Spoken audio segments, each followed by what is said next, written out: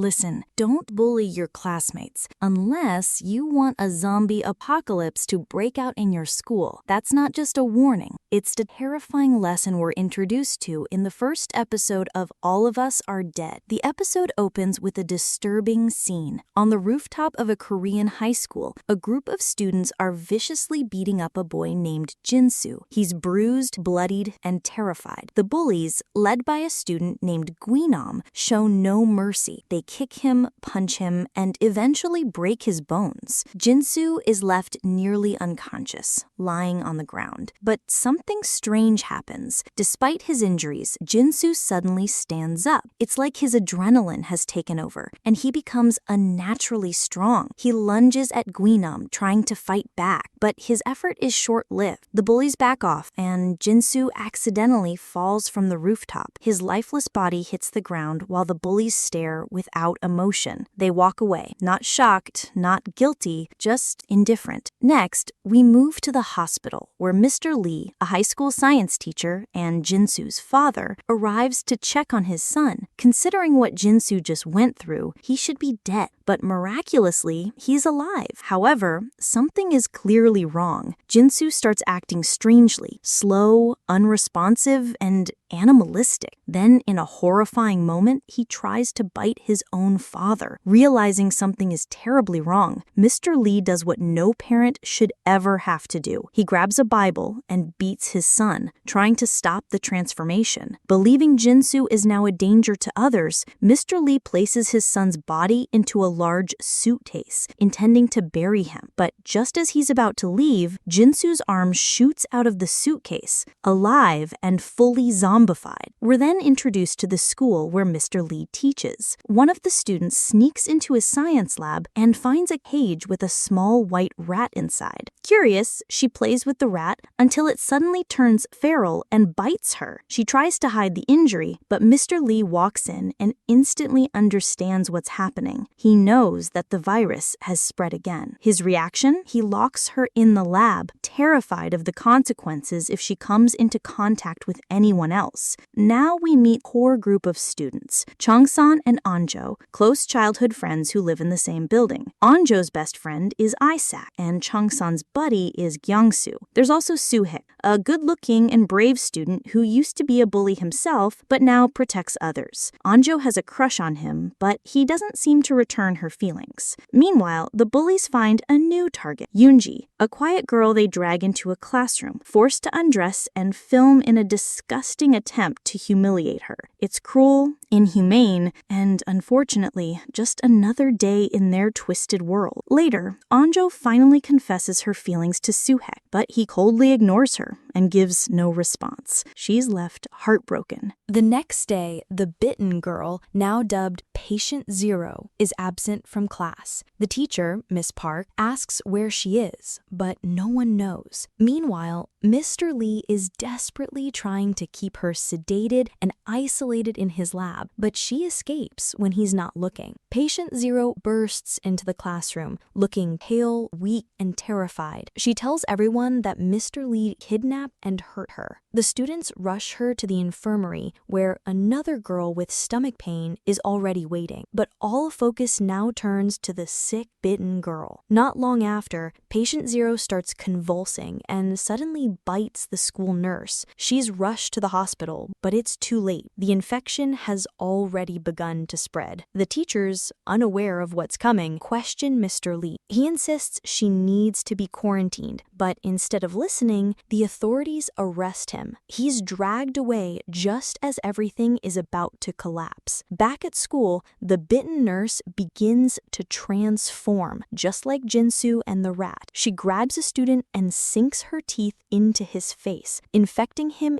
instantly. Then, chaos erupts. Students begin turning one after another. Screams echo through the halls. Blood splashes across white uniforms. The infection spreads like wildfire, and panic sets in. The survivors try to run, but every corridor is packed with violence and terror. The high school has become ground zero for the zombie outbreak. Episode 2 plunges us straight into mayhem. The zombie virus is spreading like wildfire, and chaos consumes the entire entire school. Students are fleeing in every direction, tripping over bodies and doing whatever they can to avoid being bitten. The undead now swarm almost every hallway and classroom. In the thick of it are our main characters, Chang-san, Onjo, Soo-hyuk, Isag, and Gyeong-soo. They're trapped in the cafeteria, surrounded on all sides by zombies. But through teamwork and desperation, they manage to escape and find shelter in a nearby classroom filled with other uninfected students. Fortunately, the group still accepts survivors, as long as they show no signs of infection. Meanwhile, Mr. Lee is being interrogated at the police station. Detective Jae-ik wants to know why he locked a student in his lab. Mr. Lee doesn't offer a clear explanation, but it becomes obvious to us. He was trying to prevent a full-blown zombie apocalypse. We flash back to an earlier experiment conducted by Mr. Lee. He had discovered that rats, when placed in high-stress situations, sometimes attacked instead of retreating. Intrigued, he extracted this aggressive hormone and injected it into his bullied son, Jin-soo, hoping it would give him the courage to fight back, but instead of bravery, it triggered a horrifying transformation. Jin-soo became violent, infected his own mother, and ultimately died. Mr. Lee's well-meaning experiment spiraled into tragedy, and now it's happening again. Back in the present, patient 0, the student who was bitten by the lab rat, has been taken to a hospital. But there, she fully transforms and starts infecting staff and patients alike. The virus is no longer confined to the school. It's spreading fast. Meanwhile, back inside the school, the surviving students try to contact emergency services. Unfortunately, 911 assumes it's a prank call and doesn't take it seriously, an error that costs lives. The group's problems get worse when a teacher arrives, appearing to join the students in hiding, but he's already turned into a zombie. Panic erupts once again, and the students are forced to abandon their makeshift safe zone. Fighting through waves of infected, the group stumbles upon another classroom and manages to barricade themselves inside. Safe for now, but Soo-hyuk is missing. No one knows what happened to him. Elsewhere, another group of students is hiding in a bathroom. Just when they think they're safe, a zombie bursts in. They struggle to defend themselves until a girl from the school's archery team steps up and shoots the zombie through the head with a single arrow. One shot, one kill. She just might be their secret weapon. Meanwhile, Miss Park, a teacher, makes a school-wide announcement urging students to stay calm and survive however they can. Her voice crackles over the PA system. She's scared too, but trying to give them hope. We then cut to Soo-hyuk, who's not dead, but fighting off zombies on his own like an action movie star. He's holding his ground, managing to survive through pure grit. Back in the classroom, something's wrong.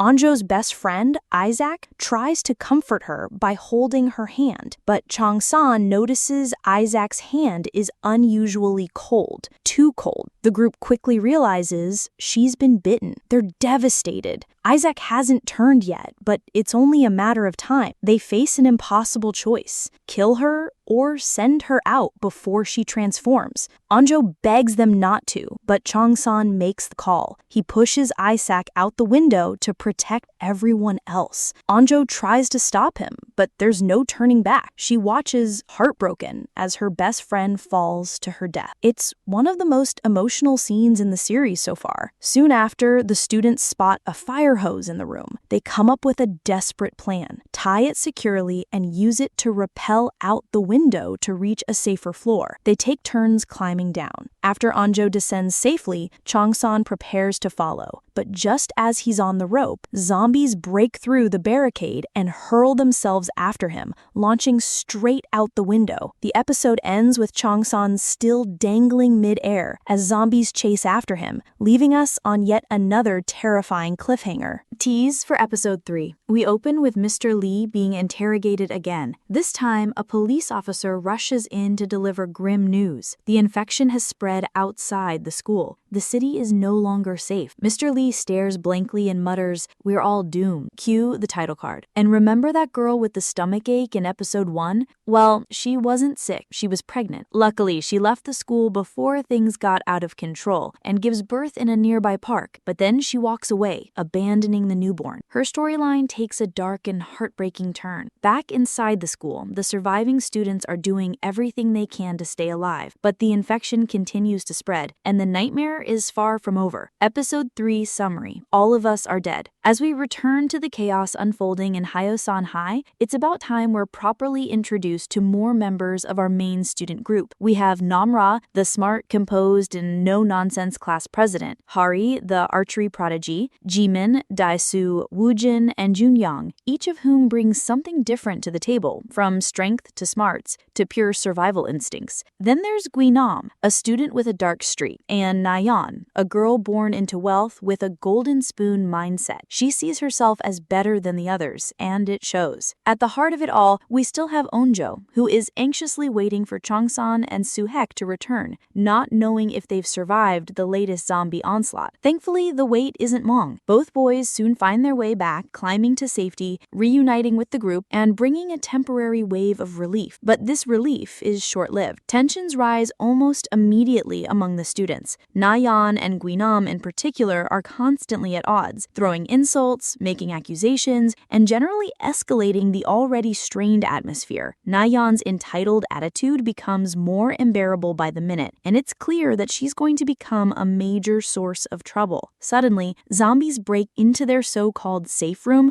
by crashing through a window. The boys leap into action, fighting off the incoming horde as chaos erupts once again. During the scuffle, Gyeong-soo ends up with a bloody nose and what looks like a small scratch. Once the fight is over, Nayeon wastes no time accusing him of being infected. She points to his blood, his injury, and his nervous demeanor, insisting he's a threat. Gyeong-soo repeatedly says he's fine and wasn't bitten, but panic spreads. Meanwhile, in the city of Hyosan, the girl who gave birth in the last episode is now wandering through the ruined streets. She's surrounded by infected people and chaos. Zombies roam everywhere. She runs, desperate to survive, hoping to find a safe place for herself and her abandoned baby. Back in an emergency medical center, paramedics and scientists are trying to understand how the infection works. They're studying a restrained zombie, hoping to find some clue about the virus's origin or weakness. But things quickly go wrong when the restrained zombie bites one of the medical staff, infecting him. They're forced to restrain him too. The infection is spreading faster than they can contain. Back at the school, the debate over what to do with Gyeong-soo becomes more intense. The students don't want to take chances. Reluctantly, they decide to isolate him in a small recording booth inside the classroom. He agrees, promising to stay in quarantine for at least an hour, more than enough time to see if symptoms appear. To lift his spirits, Changsan tries to keep things light. He pulls funny faces through the glass and whistles a tune. The door becomes the only barrier between suspicion and support. As time passes, the class decides that Nayeon, the one who accused Gyeong-soo so aggressively, should be the one to apologize to him. She goes to the booth, handkerchief in hand, and begins cleaning Gyeong-soo's wound. But her apology is no apology at all. She berates him, mocks his low social status, and insults him for being poor. Her cruelty pushes Gyeong-soo to his emotional breaking point. In a moment of anger, he pushes her away. Gyeong-soo steps out of the recording room, furious, and tells the others everything Nayeon just said. The truth shocks the group. Meanwhile, news of the infection has started to reach the rest of the city. Uninfected citizens are being told to evacuate, but for the kids at Hyosan High, there's no way out. The school is still completely overrun, and they're trapped inside. Night falls. Tension hasn't eased. Gyeong-soo, once again alone, begins bleeding from the nose. His eyes turn red. He panics, realizing what's happening. He's turning. Through tears, he begs his friends to stay back, promises not to hurt anyone, and starts walking away quietly. But the virus takes over quickly. His zombified instincts kick in, and he lunges at the students.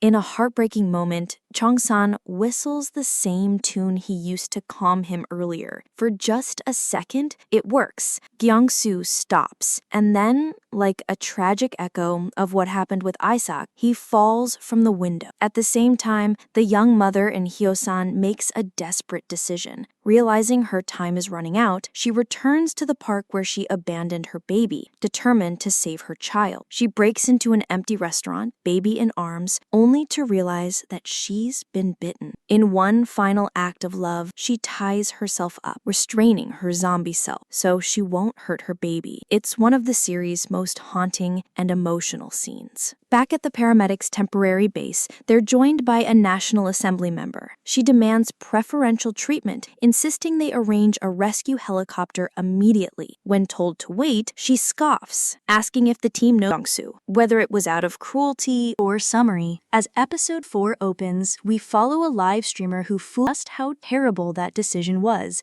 Within hours, he's scrambling to stay alive, dodging the undead on every street corner. His footage quickly stinks again, but they decide it's too soon. The halls are still dangerous and the risk is too high. Elsewhere in the school, we're reminded of Min In-ji, the girl who was bullied to the point of near suicide. Previously, she was about to stable for now. Meanwhile, Guinam, ever the cold-blooded villain, is killing zombies with a disturbing amount of pleasure. His brutal, almost sociopathic behavior is alone. His desperation is clear though. He's a father who knows his daughter is in danger. Back with the bathroom group, things take a turn. Also turned him into a monster. Mr. Lee admits he always knew what the virus would do. Matters worse, there is no cure, no vaccine, no treatment. The rooftop and sneaks into the building, searching for the confiscated phones stored by the school administration.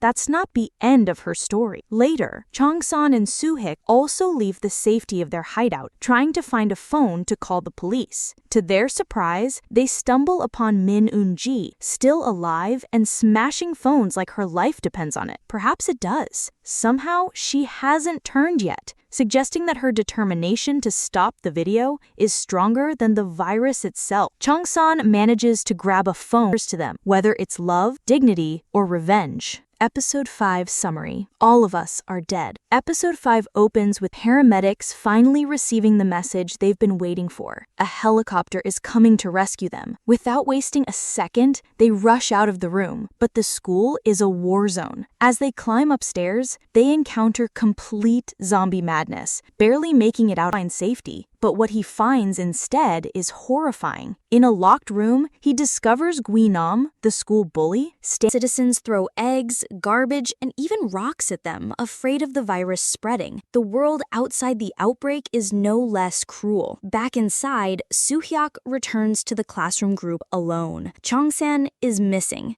Jo and Junyoung sneak out of the classroom together to retrieve the drone. Meanwhile, Detective Jaek and his junior partner Ho-chel are still trying to escape Hyo-san. They find a seemingly abandoned restaurant, but are shocked to discover a familiar face, the woman who gave birth back in episode 3. After seeing what had happened to the city, she returned to Chong-san's mom's diner and locked herself in with her baby. Knowing she had been bitten, she tied herself up to protect her child. The officers find her lifeless body, but miraculously, the baby is unharmed. They search the kitchen for milk to feed it, vowing to protect it at all costs. Back at school, Onjo and Junyoung return with the drone and launch it into the sky. The group watches anxiously, praying to catch sight of Chong-san. But as the drone rises, what it captures is far more devastating. The entire city has fallen. The streets are dead silent. The buildings are ruined. The undead are everywhere. Hope fades fast. The only silver lining, they spot Chong-san, wounded but alive in another classroom.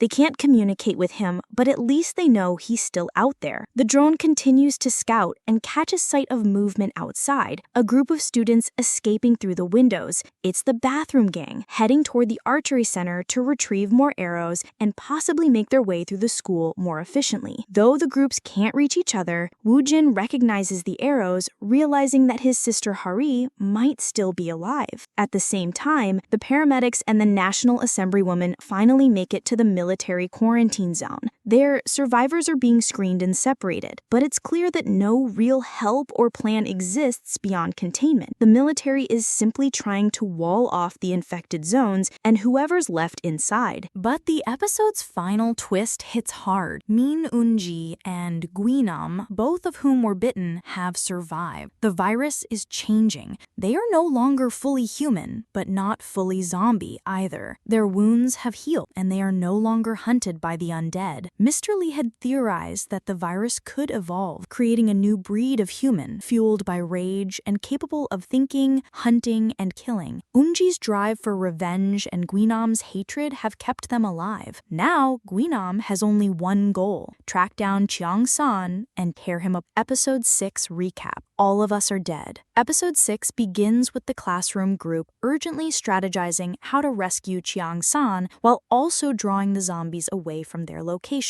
With the recording room right next to them, class president Namra comes up with a clever idea. Use the school's speaker system to play a meditation CD. The calming sound echoes through the halls, pulling the zombies toward it like moths to a flame. It works, for now. Unbeknownst to them, Guinam, who somehow survived being devoured, is still alive and driven purely by revenge. He's no longer fully human or zombie, something in between, and he's got one mission: hunt down Cheong-san. With his signature kitchen knife in hand, Guinam traces the broadcast signal to locate the group. Meanwhile, Cheong-san, still separated and recovering from his earlier injuries, decides to stay hidden in the classroom where the drone spotted him. But he's not alone. Nayeon, the snobby, rich girl, has been hiding in the closet the entire time, surrounded by food donations. Despite being well-stocked, she selfishly refuses to share, despite her teacher having sacrificed herself to save her earlier. Her survival feels almost unfair, but she clings to life, hoarding supplies in silence. Back with the classroom group, the meditation music has lured away nearly all the zombies, except for one.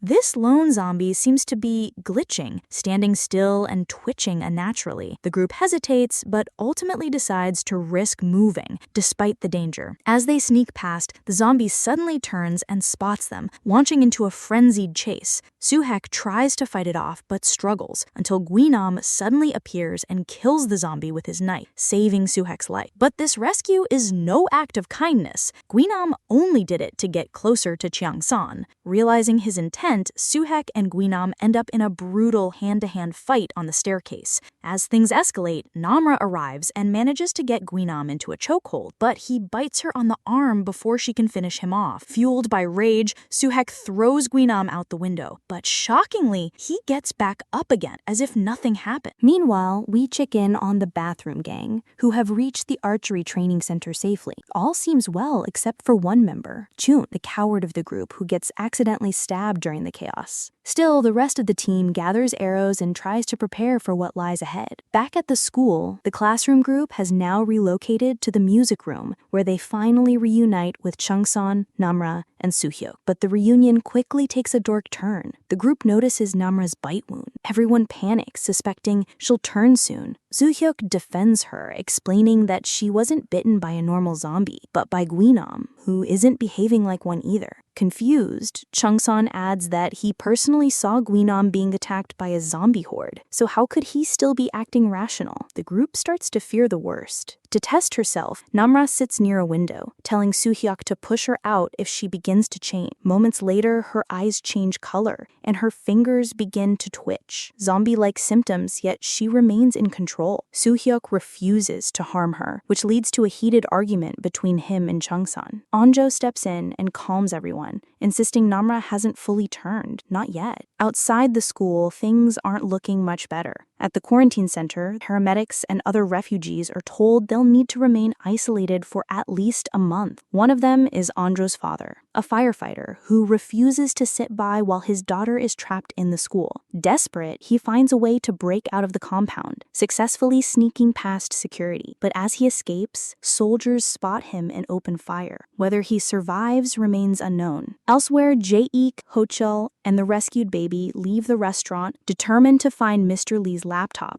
which may hold critical information about the virus. Ho-chel, ever the reluctant partner, argues they should hide instead, but the mission is short-lived. A zombie horde suddenly appears, chasing them down once again. They're forced to retreat. Along the way, they find another child, lost and scared, begging for help. Their group is growing, but their path is more uncertain than ever. Back in the music room, tension remains high. The group debates what to do about Namra, but their fear is slowly being replaced by something more basic: hunger. They haven't eaten in days. Ironically, the solution is within arm's reach. Nyeon, still holed up in the closet, has been eavesdropping the entire time. She has food, lots of it, but refuses to come forward even as the others grow weak from starvation. As the group faces the possibility of starvation or zombie infection, they make a final decision: to record a message using the camera. It's a desperate move. In the video, they explain who they are, where they are, and what they've endured. A last message to the world in case they never make it out. Episode 8 recap: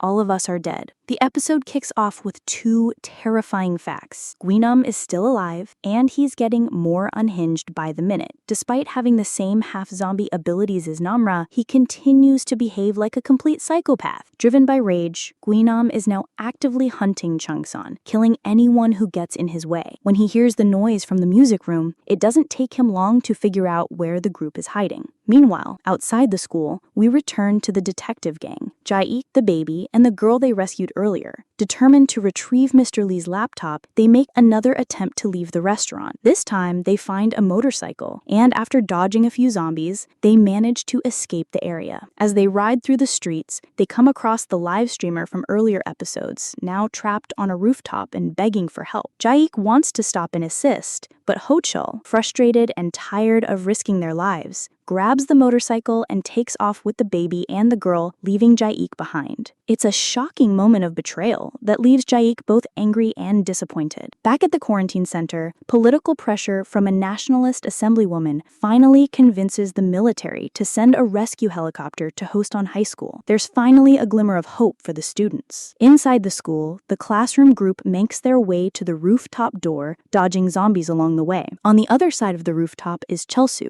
a classmate of Min In-ji. He's safe, but refuses to open the door to let them in. His cowardice may cost them their lives. To make the worst of it, Guinam reappears, very much alive and still dead set on revenge. At the start of episode 8, we dive into Min In-ji's mind. A fellow Hambi, like Guinam and Namra, she reflects on the pain, abuse, and humiliation she endured from classmates. Fueled by rage and trauma, she starts a fire inside the school, her symbolic act of vengeance. Back on the rooftop, Chelsu boards the helicopter and claims to be the school's only survivor, lying to the soldiers just to save himself. He leaves, abandoning the others behind. As the helicopter flies away, the group watches in despair, their hopes slipping away once again. Meanwhile, Guinam catches up to Changsan. Remember that eye for an eye saying? Well, Guinam takes it quite literally. He intends to gouge out Changsan's eye in revenge. Luckily, Namra's enhanced Hambi strength kicks in just in time. She throws Guinam down the stairs, saving Changsan,